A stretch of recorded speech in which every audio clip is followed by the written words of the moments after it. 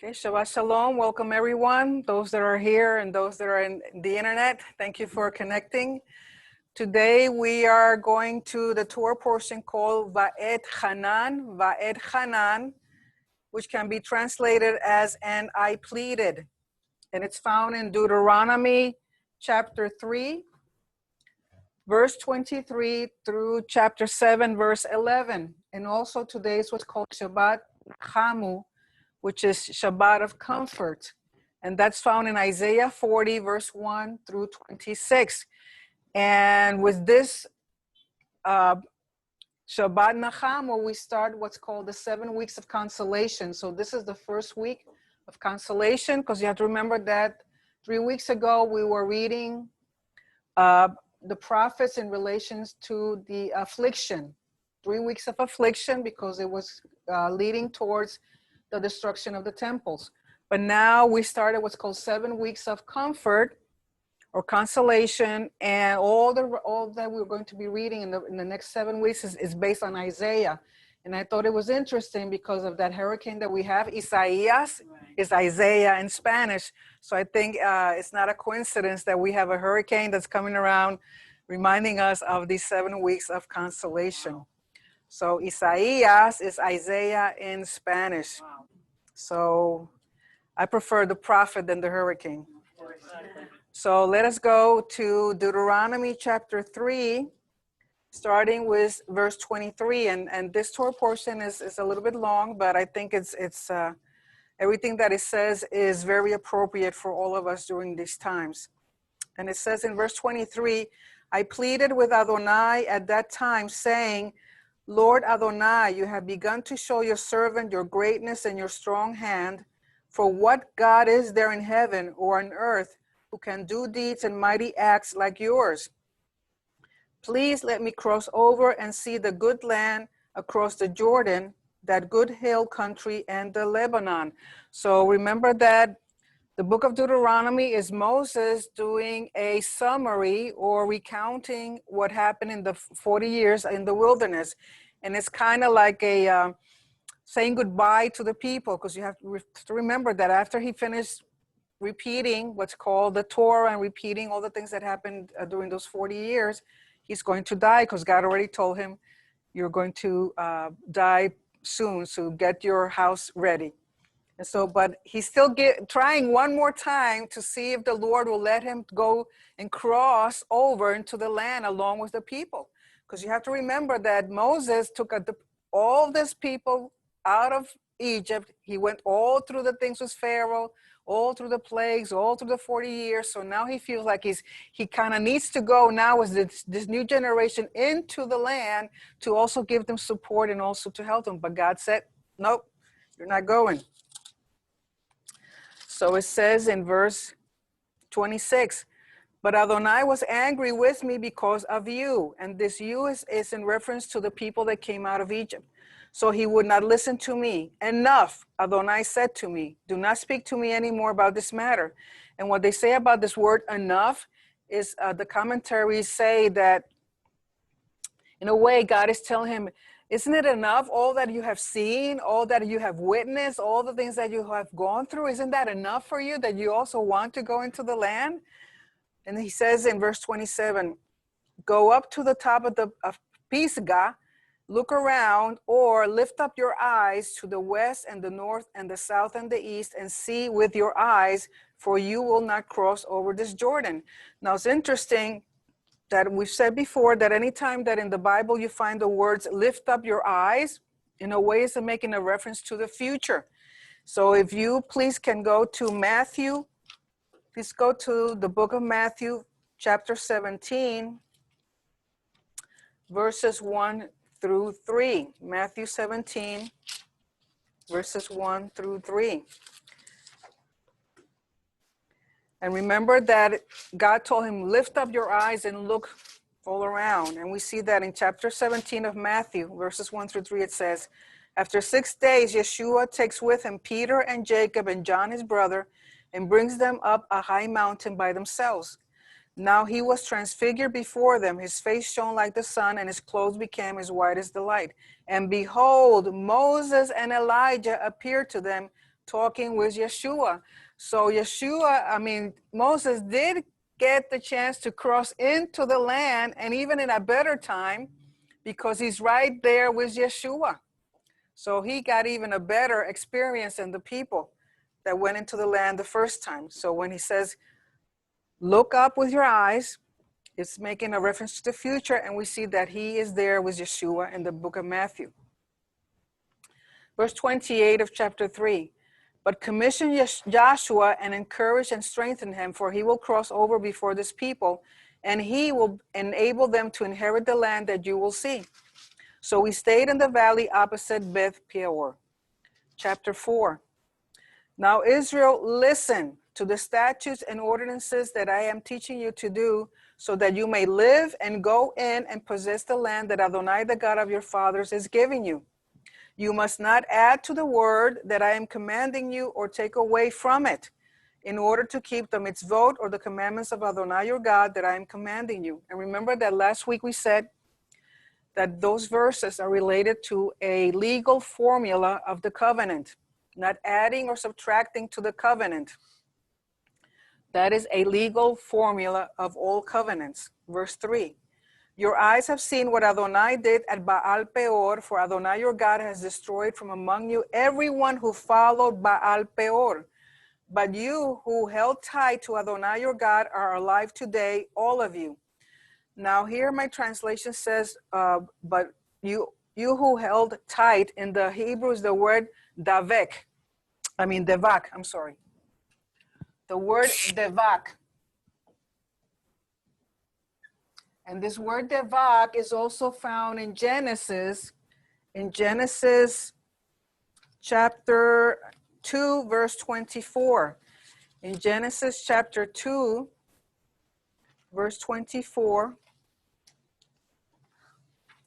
we have that same word devak, where it says, this is why a man leaves his father and his mother and clings to his wife. The word cling there in Hebrew is devak, and they become one flesh.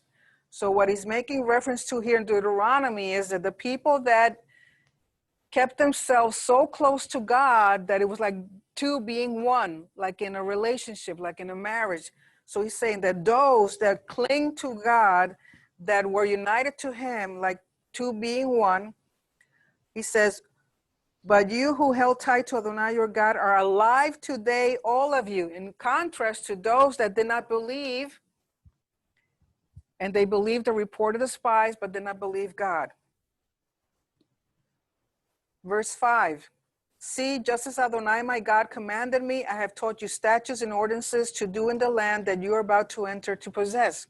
So the purpose of having given those commandments in the wilderness was so they would be able to do them in the land once they got into the land. Verse 6, you must keep and do them.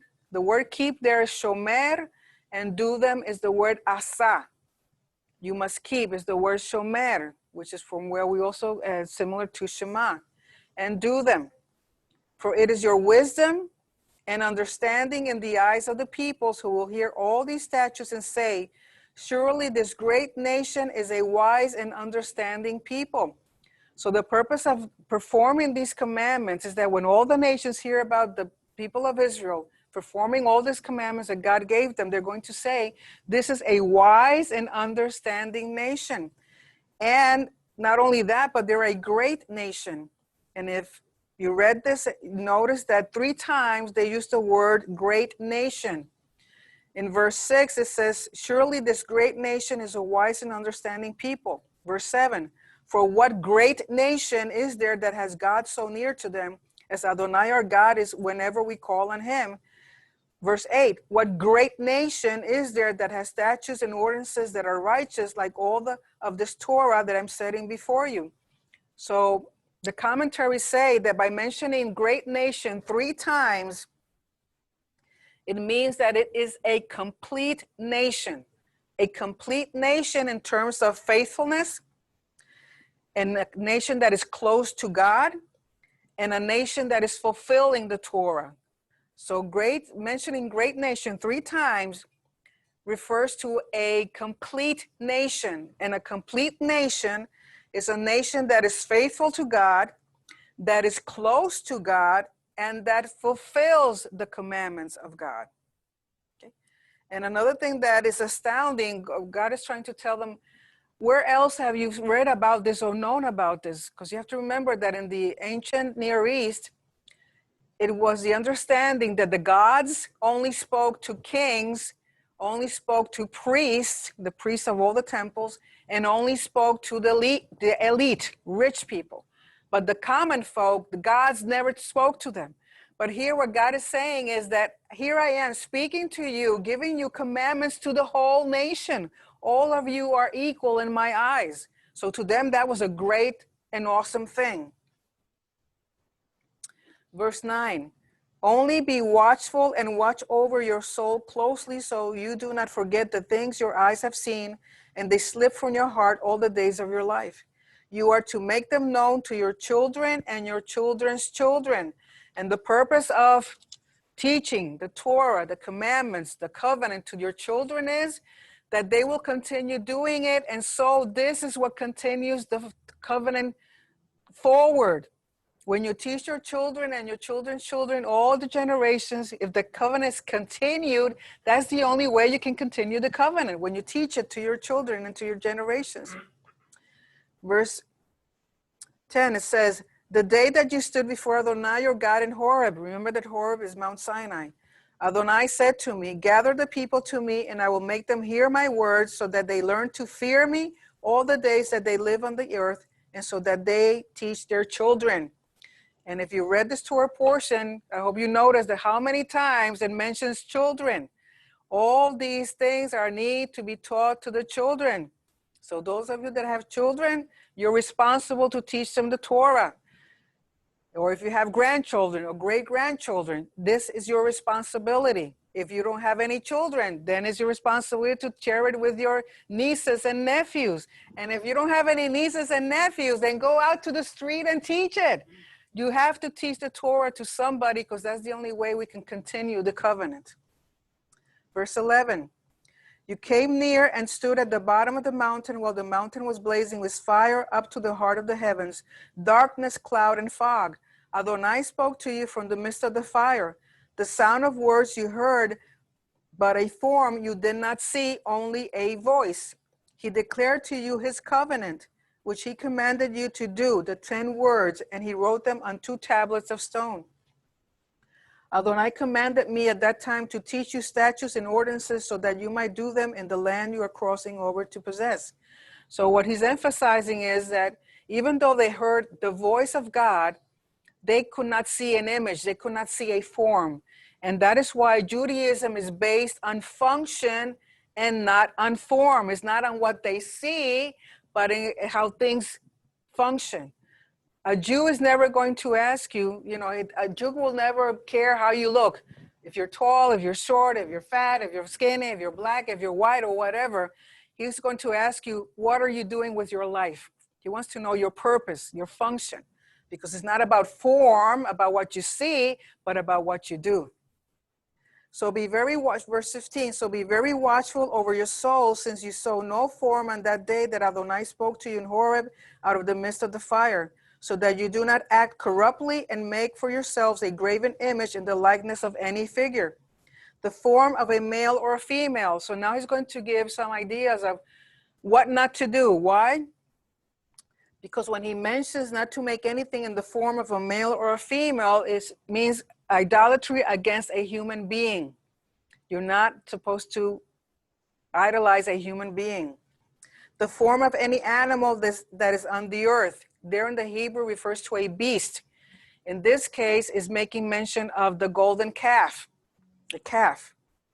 The form of any winged bird that flies in the sky. It's in reference to, there was a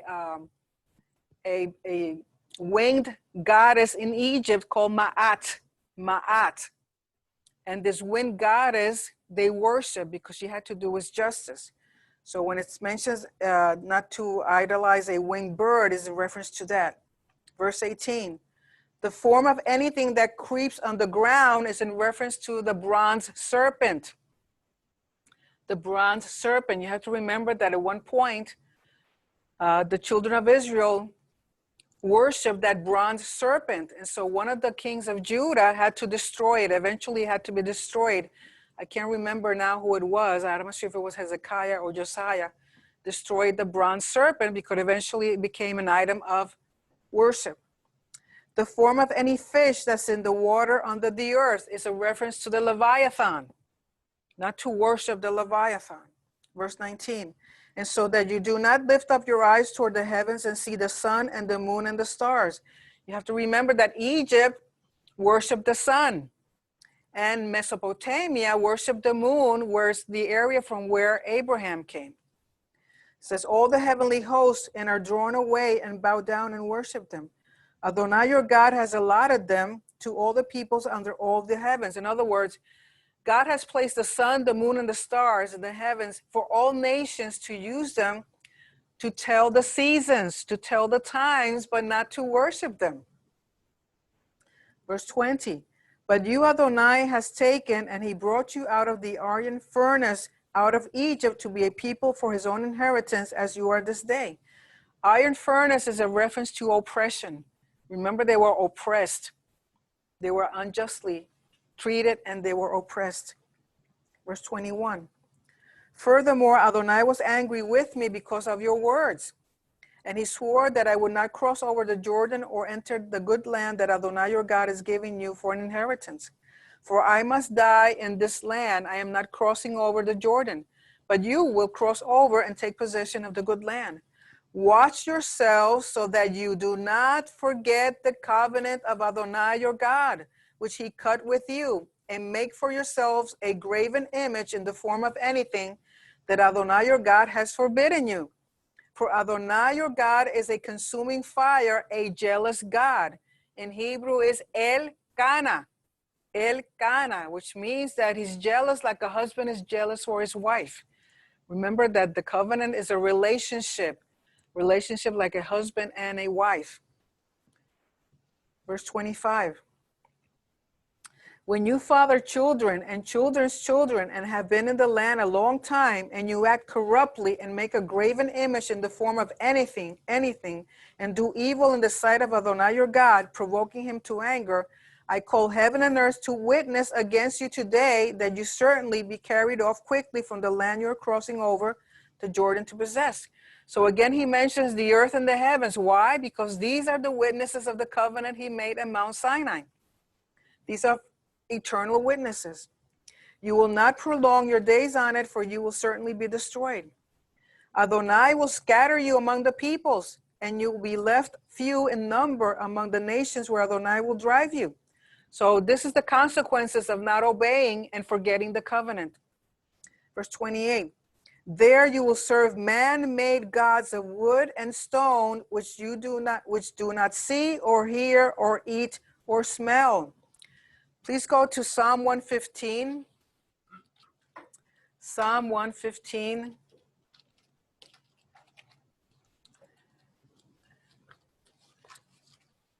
Verses, let's see if I can find it. Verses 4 to 8, I think. Psalm 115. Verses 4 through 8 says, their idols are silver and gold, the work of human hands. They have mouth, but cannot speak, eyes, but cannot see. They have ears, but cannot hear, noses, but cannot smell. They have hands, but cannot feel, feet, but cannot walk, nor utter a sound with their throat. And this is the most important verse, number 8. Those making them, so the people that make these idols, will become like them, everyone trusting in them. So anyone that trusts an idol, whether it's made out of wood, out of silver, out of gold, out of the internet, out of your phone, an iPhone, an Apple, whatever, if you're idolizing anything that is not God, it says you will become like them. And an idol is something that is false, that is empty. Okay? So going back to Deuteronomy, verse 29. So he's saying, because of breaking the covenant, not obeying, forgetting the covenant, he will scatter the people. And we know that's what happened. But our Heavenly Father is so merciful that he says, verse 29, and this is the true rapture, people. For people that believe in the rapture, this is the true rapture. Verses 29 forward. But from there you will seek Adonai your God, and you will find him when you seek him with all your heart and with all your soul. When you are in distress and all these things have come up on you in the latter days, you will return to Adonai your God and listen to his voice. You will do teshuvah. Verse 31, for Adonai your God is a merciful God. He will not abandon you or destroy you or forget the covenant with your fathers that he swore to them. That is the true rapture, because wherever you're at one point you believed in all these idols, and he took you from there, and he gave you an opportunity to repent and to come to him through Messiah Yeshua, and that is bringing you back to him. That is the true rapture. Verse 32, indeed, ask how about the former days that were before you, from the day that God created man on the earth, and asked from one end of the sky to the other. Has there ever been such a great thing as this, or has anything like it been heard? Has a people ever heard the voice of God speaking from the midst of the fire, as you have heard and lived? Or has any God ever tried to come to take for himself a nation from within a nation? By trials, by signs and wonders, and by war, and by a mighty hand, and an outstretched arm, and by great terrors, like all that Adonai your God did for you in Egypt before your eyes, which is what I was saying before. The people had an understanding that the gods would not speak to common folk, that it was only for special people. But here God is saying, look what I've done with you. You're special. You're important to me. Verse 35. You were shown so that you might know that Adonai is God. There is no other besides him. From the heavens he made you hear his voice to instruct you. So Torah is instruction. And on earth he caused you to see his great fire. You heard his words from the midst of the fire. Because he loved you, because he loved your fathers, he chose their descendants after them. And the word, remember that the word love and hate are covenant language. Love is part of the covenant language, the same as a hate. A person that loves God, it means that a person is faithful and loyal to the covenant. A person that hates God means they're unfaithful and not loyal to the covenant. They're not in covenant. And you're not going to find that in any other religion except through the Torah. The covenant of the Torah is the only one that uses the terms love. Then he brought you out from Egypt with his presence by his great power, to drive out from before you nations greater, mightier than you, to bring you in, to give you their land for inheritance as it is this day. So he brought you out to bring you in. So you will know today and take to heart that Adonai, he is God. In the heavens above and on the earth below, there is no other. You must keep his statutes and his mitzvot, which I'm commanding you today, so that it may go well with you and with your children after you, and so that you may prolong your days in the land that Adonai your God is giving you for all time. Now, I'm not going to read the rest of that, which is, you can read it at home. I want to continue with chapter 5. It was just talking about the cities of refuge. We talked about that before. And the destruction of the two kings, Og and Sihon. Chapter 5, here Moses reviews then the whole covenant, the 10 words, or what people call the 10 commandments. Chapter 5, verse 1. Moses called to all Israel and said to them, hear, O Israel, the statutes and the ordinances that I am speaking in your hearing today. Learn them and make sure to do them. Remember that the covenant is about action. It's about doing. Adonai our God cut a covenant with us in Horeb. Not only with our fathers has Adonai cut this covenant, but with us, all of us alive here today. Adonai spoke with you face to face on the mountain from the midst of the fire. I was standing between Adonai and you at that time to tell you the word of Adonai, because you were afraid because of the fire and did not go up the mountain. He said, I am Adonai your God, who brought you out from the land of Egypt, from the house of bondage. That verse 6 there is it's God identifying himself with the people, to the people. He's letting them know who he is and what he did. And based on that, he has the legal right to now give all these other commandments. He said, I am God. I took you out of Egypt. You are now my inheritance. And now I'm going to give you my instructions. And because I'm giving you my instructions, because I did what I did for you, you have the responsibility to follow them. Verse 7, you shall not have other gods beside me.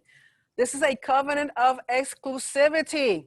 It's like when you marry someone. Once you marry that person, that doesn't mean you can go with anybody else. You're exclusive to your husband, and your husband is exclusive to you.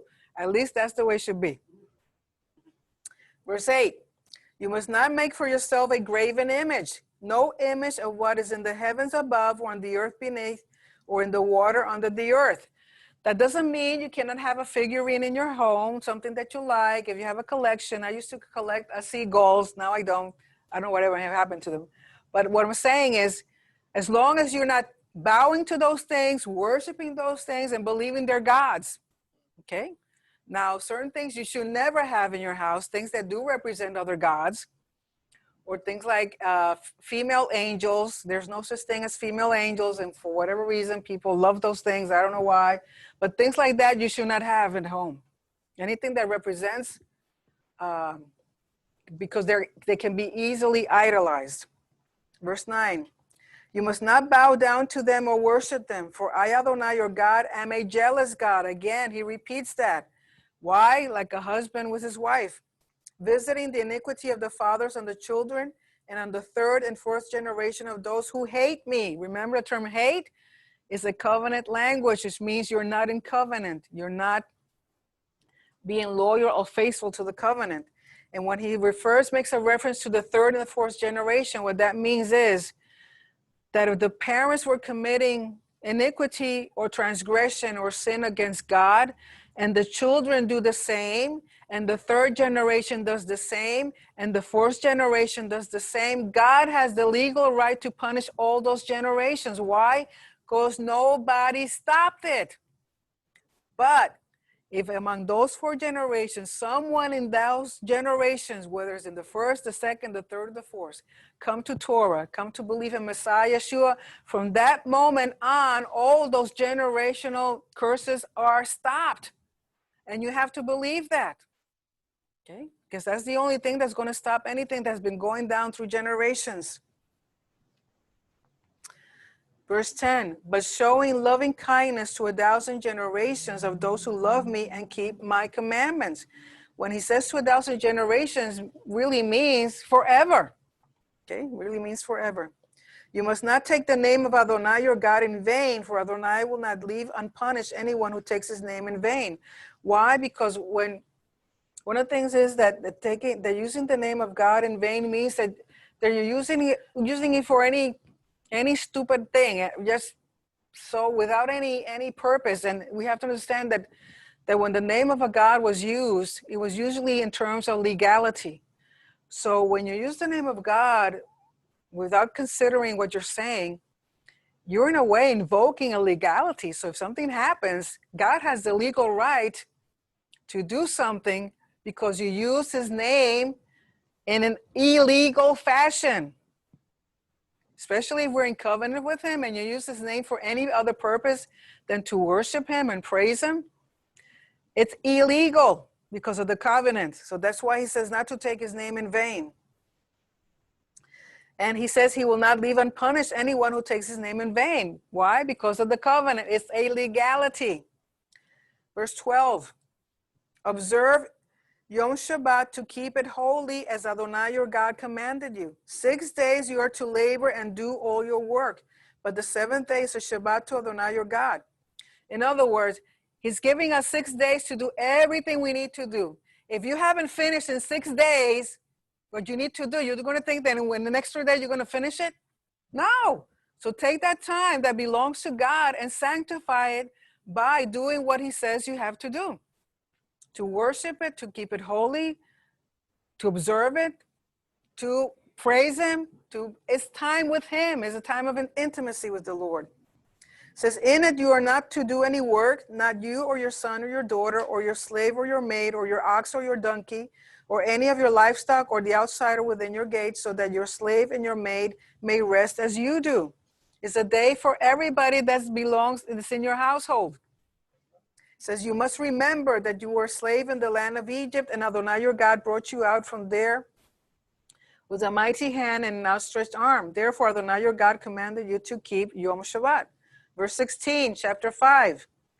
Honor your father and your mother, just as Adonai your God commanded you, so that your days may be long and it may go well with you in the land Adonai your God is giving you. Why? Because parents participate in creation. God is the creator, and through your parents, he creates you. So the same honor and respect your parents, you should give to your parents, because it's like respecting God, because they're in partnership in creation. And also you need to honor the elderly. Any people with gray hair, hello, honor, respect. Okay, like I was saying yesterday in Israel, when you go up the bus and even in the train, they have a sign where it says that if an elderly person comes in and you're sitting, you give your seat to that person. You stand up to honor those that are older or have gray hair. Those of you that color your hair, that doesn't count. Verse 17, you must not murder, you must not commit adultery, you must not steal, you must not bear false witness against your neighbor. You must not covet your neighbor's wife, nor desire your neighbor's house, his field, his manservant, his maidservant, his ox, his donkey, or anything that belongs to your neighbor. Why? Because the moment somebody covets or envies somebody else, what you're saying to God is, you're not sufficient to give me what I need. So if you're coveting or looking for it in someone, through someone else, that means you're indirectly telling God, you're not sufficient. Verse 19. These words Adonai spoke to you, to all your assembly on the mountain from the midst of the fire, the cloud and the fog with a great voice. He added no more. He wrote them on 2 tablets of stone and gave them to me. Verse 20. As soon as you heard the voice from the midst of the darkness while the mountain was blazing with fire, you came near to me, all the heads of your tribes and your elders. Then you said, Adonai our God has just shown us his glory and his greatness, and we have heard his voice from the midst of the fire. This day we have seen that God speaks with man, and yet he keeps on living. Because you have to remember, they came from Egypt. There still was this slave mentality. They can't believe that the God of heaven and earth will speak to them. So they think he's going to continue speaking and we're going to be dead. Now then, why should we die? For this great fire will consume us. If we hear the voice of Adonai our God anymore, then we will die. For who is there of all flesh who has heard the voice of the living God speaking from the midst of the fire, as we have and lived? You go near and hear all that Adonai our God says. So they're telling Moses, you go, you listen, and then come back and tell us. Then you tell us all what Adonai our God tells you, and we will hear it and do it. Why? Because they still had that slave mentality. They could not believe, and they thought that at some point God was going to kill them because they were really hearing from the God of heaven and earth. Verse 25. Adonai heard the tone of your words when you spoke to me, and Adonai said to me, I have heard the tone of the words that this people has spoken to you. They have done well in all they have spoken. If only there were such a heart in them to fear me and keep all my commandments always, so that it might go well with them and with their children forever. Remember that whatever you do now in terms of the covenant is going to affect your children. So if you are in obedience, if you are walking in Torah, it will be a blessing for your children. If you're in disobedience and not following what God has told us, it's going to affect your future generations. So we are all responsible for our future generations, whether those born now or those that will be born. Verse 27. Go say to them, return to your tents, but as for you, stand here by me, and I will tell you the whole commandment. Now it's interesting that here the whole commandment in Hebrew is singular. In other words, he's taking all the 613 commandments like if they were one. I will tell you the whole commandment, both the statutes and the ordinances that you are to teach them. And they will do them in the land I'm giving them to possess. So Moses is the one that's going to be like an intermediate between God and the people. He's going to listen, he's going to hear, and then he's going to tell the people. Chapter 6.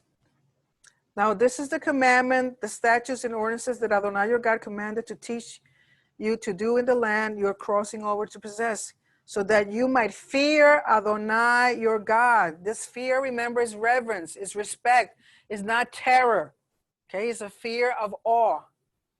To keep all his statutes and commandments that I'm commanding you and your son's son all the days of your life, and so that you may prolong your days. So following the commandments, following the Torah is something that is going to give us a prolonged life. If you want to live to be many, many years old, follow Torah. Verse 3. Hear therefore, O Israel, and take care to do this, so that it may go well with you and you may increase mightily, as Adonai, the God of your fathers, has promised you, in a land flowing with milk and honey. Verse 4 is the Shema. Hear, O Israel, the Lord our God, the Lord is one. And you shall love Adonai your God with all your heart and with all your soul and with all your strength.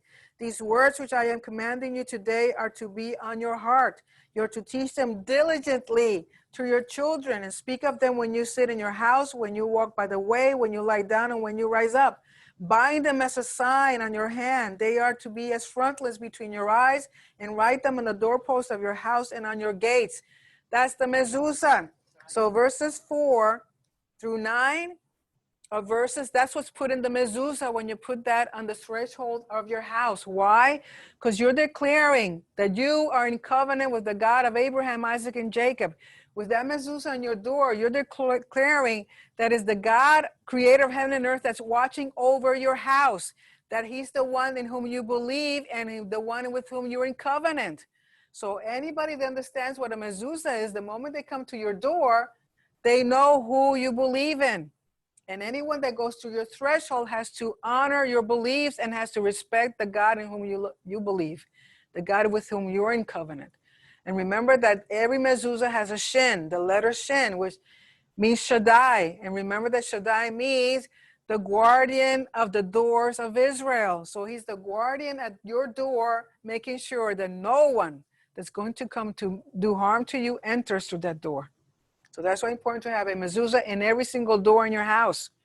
The only place you don't put a mezuzah is in the bathrooms. Okay, but other than that, every room should have a mezuzah. Every entrance, every exit should have a mezuzah. Verse 10. Now when Adonai your God brings you into the land that he swore to your fathers, to Abraham, Isaac, and Jacob, to give you great and good cities that you did not build, and houses full of all good things that you did not fill, and cisterns dug that you did not dig, vineyards and olive trees that you did not plant, and you eat and are full, then watch yourselves so that you do not forget Adonai, who brought you out from the land of Egypt, from the house of slavery. Because it's usually people, once they have everything they need, they're comfortable, they kind of put God aside and they use him almost like a Santa Claus. They only call him when they need something. But we should always be thankful to him in good times and in bad times, with or without. Why? Because he's the one that gives us. He's our source for all things. So therefore, we should never, ever forget what God has done for us. Verse 12. Then watch yourselves so that you do not forget Adonai, who brought you out of the land of Egypt from the house of slavery. You must fear Adonai your God and serve him and swear by his name. You must not go after other gods, the gods of the peoples around you, for Adonai your God in the midst of you is a jealous God. Again, jealousy. Otherwise, the anger of Adonai your God will be kindled against you, and he will wipe you from the face of the earth. You are not to test Adonai your God as you tested him at Massah. Diligently keep the commandments of Adonai your God and his testimonies and his statutes that he has commanded you. You are to do what is right and good in the sight of Adonai, what is good and right for him, so that it may go well with you and you may go in and possess the good land that Adonai swore to your fathers to drive out all your enemies from before you, as Adonai has spoken. When your son asks you in time to come, saying, what are the testimonies and the statutes and the ordinances that Adonai your God commanded you, then you are to tell your son, we were slaves to Pharaoh in Egypt, and Adonai brought us out from Egypt with a mighty hand. Before our eyes, Adonai showed signs and wonders, great and terrible, on Egypt, on Pharaoh and all his house. Then he brought us out from there so that he might bring us in.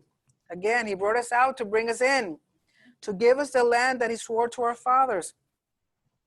Adonai commanded us to do all these statutes, to fear Adonai our God for our good always, to keep us alive, as is the case this day. It will be righteousness to us if we take care to do all this commandment before Adonai our God, just as he has commanded us. Chapter 7. When Adonai your God brings you into the land you are entering to possess and drives out many nations before you, all the ites, 7 nations more numerous and mightier than you, and Adonai your God gives them over to you, and you strike them down, then you are to utterly destroy them. You are to make no covenant with them and show no mercy to them. You are not to intermarry with them. You are not to give your daughter to his son or take his daughter from your son. Why? For he will turn your son away from following me to serve other gods. So mixing with people that are not believers, or people that are not in covenant, or people that are not following Torah, or people that do not believe in Messiah, people think that you're going to convince them. Unfortunately, many times it's the opposite. They convince you that you're wrong, or they take you away from God. So it's important to always try to be in companionship with people that are in agreement with you. Doesn't Amos say that those that are not in agreement, how can they walk together? So he's saying if you mix with these people, if you marry them, you're going to go into idolatry, because this is what they do and this is what they believe. And for whatever reason, it's always easier to do what's wrong than it is to do what's right.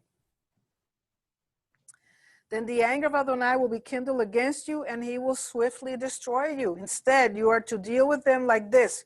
Tear down their altars, smash their pillars, cut down their Asherah poles, and burn their carved images with fire. For you are a holy people to Adonai your God. From all the peoples on the face of the earth, Adonai your God has chosen you to be his treasured people. And that's even quoted in 1 Peter. Go to 1 Peter chapter 2, verse 9. 1 Peter chapter 2, verse 9.